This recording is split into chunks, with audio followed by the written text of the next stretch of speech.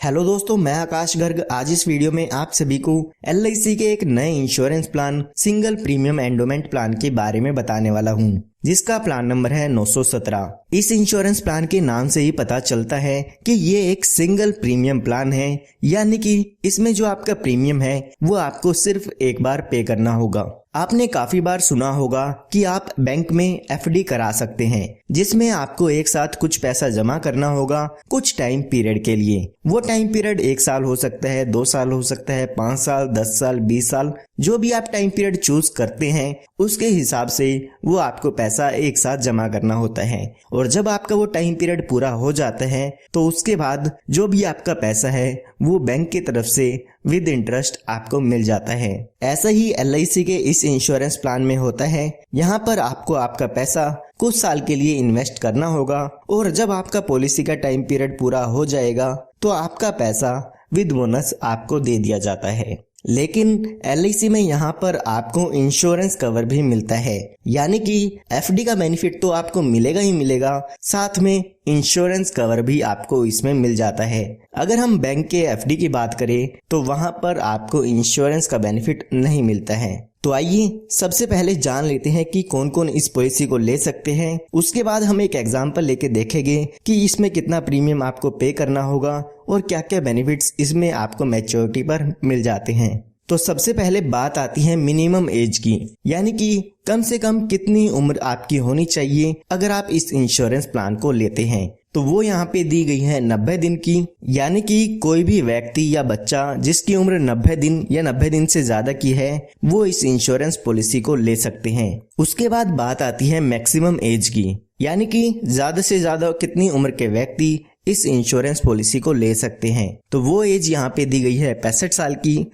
90 दिन के बच्चे से लेके 65 साल के व्यक्ति तक इस इंश्योरेंस पॉलिसी को ले सकते हैं। उसके बाद बात आती है मिनिमम टर्म की, मतलब कम से कम ये इंश्योरेंस पॉलिसी आप कितने साल के लिए ले सकते हैं। तो वो यहाँ पे दिया गया है 10 साल का, यानी कि आपको कम से कम 10 साल के लिए इस इंश्योरेंस पॉलिसी को लेना होगा। उसके बाद बात आती है मैक्सिमम टर्म की, यानी कि ज्यादा से ज्यादा इस इंश्योरेंस पॉलिसी को आप कितने साल के लिए ले सकते हैं। तो वो टाइम पीरियड इसमें 25 साल का दिया गया है, यानी कि कम से कम आप इसको 10 साल के लिए ले सकते हैं, ज्यादा से ज्यादा 25 साल के लिए ले सकते हैं। इसके बीच में आप कोई भी टर्म ले सकते हैं, जैसे कि 11 साल, 12 साल, 15 साल, 20 साल, जो भी आपको सही लगती है वो यहाँ पे पॉलिसी टर्म आप ले सकते हैं। उसके बाद बात आती है मिनिमम सम एश्योर्ड की, यानी कि कम से कम बीमा आप इसमें कितने रुपए का ले सकते हैं। तो वो यहाँ पे दिया गया है 50,000 रुपए का। इसका मतलब ये नहीं है कि इसमें आपको 50,000 रुपए पे करने होंगे।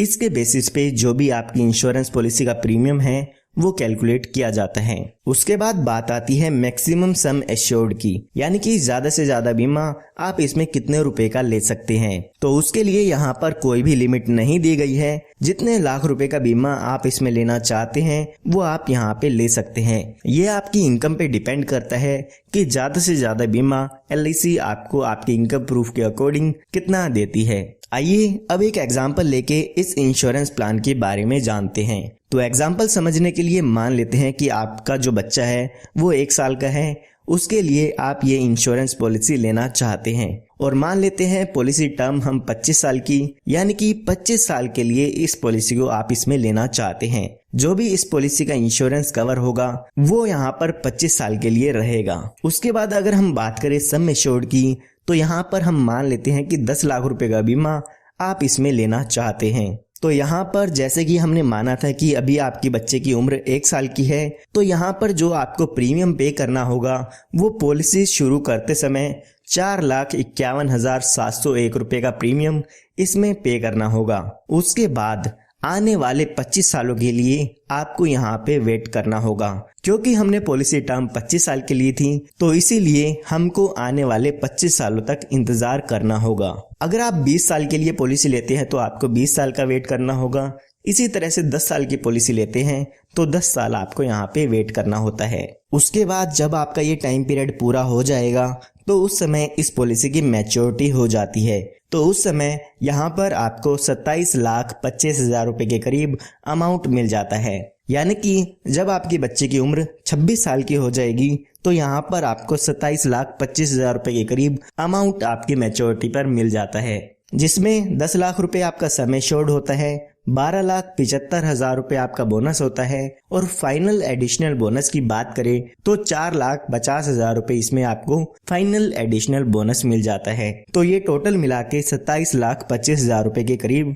इसमें अमाउंट आपको मिल जाएगा। और अगर हम टोटल प्रीमियम पेमेंट की बात करें तो इसमें हमने 4,51,701 रुपए पे किए थे। ये हमने बात तब की है जब इस पॉलिसी के दौरान पॉलिसी होल्डर के साथ कोई भी दुर्घटना नहीं होती है। तो आइए अब जानते हैं कि अगर पॉलिसी होल्डर के साथ कोई दुर्घटना हो जाती है पॉलिसी के दौरान तो उस केस में पॉलिसी के नॉमिनी को यहाँ पर क्या क्या बेनिफिट मिल जाते हैं। तो हम एग्जाम्पल समझने के लिए मान लेते हैं जब बच्चा 10 साल का होता है तो यहाँ पर किसी कारण से उसकी डेथ हो जाती है। तो उस समय जब भी यहाँ पर डेथ हो जाएगी तो यहाँ पर आपकी पॉलिसी खत्म हो जाती है। तो यहाँ पर पॉलिसी खत्म होने पर डेथ बेनिफिट मिलते हैं। जब भी यहाँ पर आपकी पॉलिसी खत्म होगी उस समय आपको यहाँ पे सम एश्योर्ड का अमाउंट मिलता है।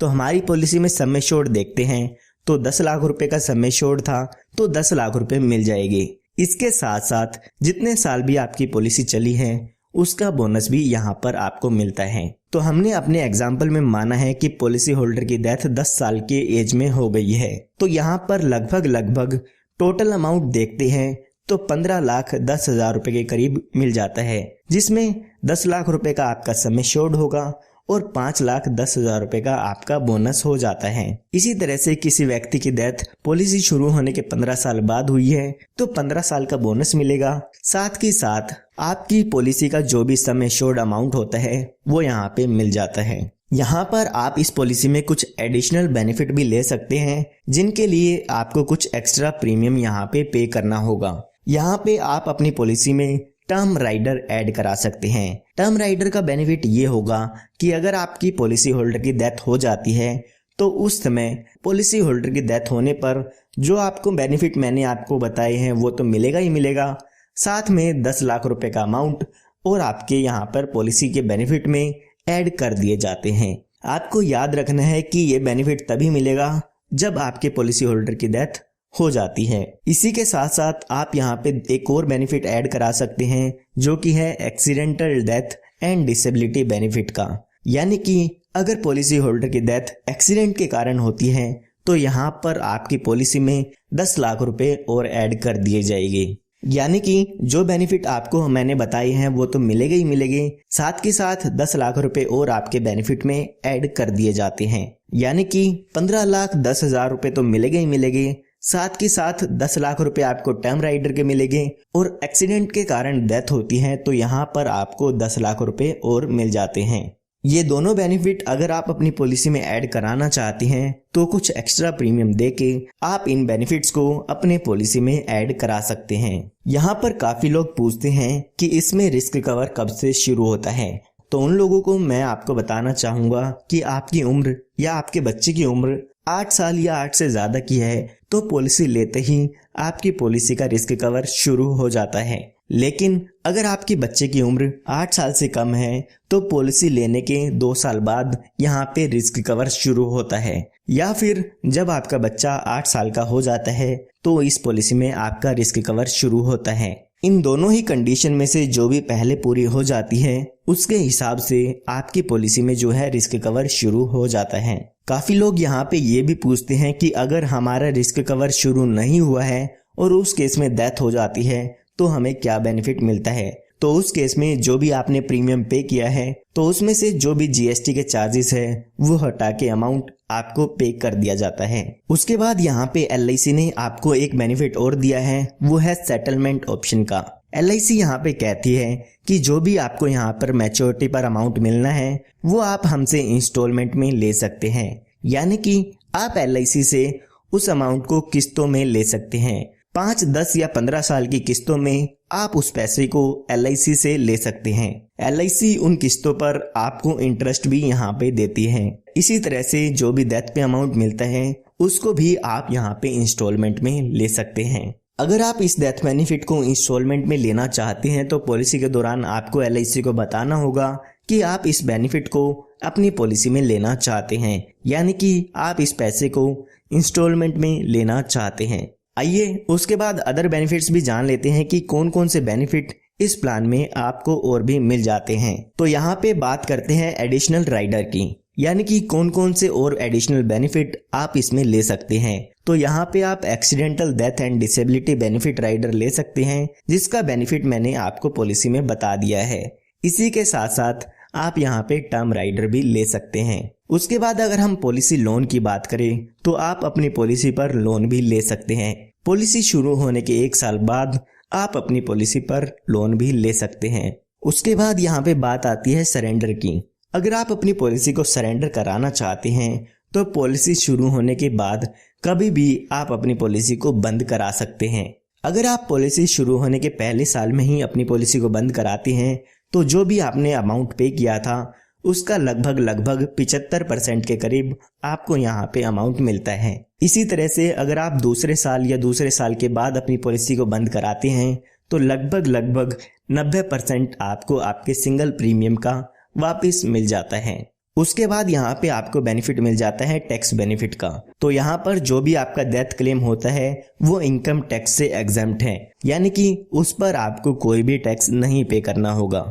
उसके बाद अगर हम प्रीमियम की बात करें तो इनकम टैक्स के रूल्स के अकॉर्डिंग आप इसका डिडक्शन ले सकते हैं अपने इनकम टैक्स की फाइल में। और अगर हम मैच्योरिटी की बात करें तो इस पॉलिसी में जो भी मैच्योरिटी होती है वो यहाँ पर टैक्सेबल होती है। जो भी यहाँ पे इनकम टैक्स रूल्स है उसके हिसाब से यहाँ पर आपको उस पर टैक्स देना होगा।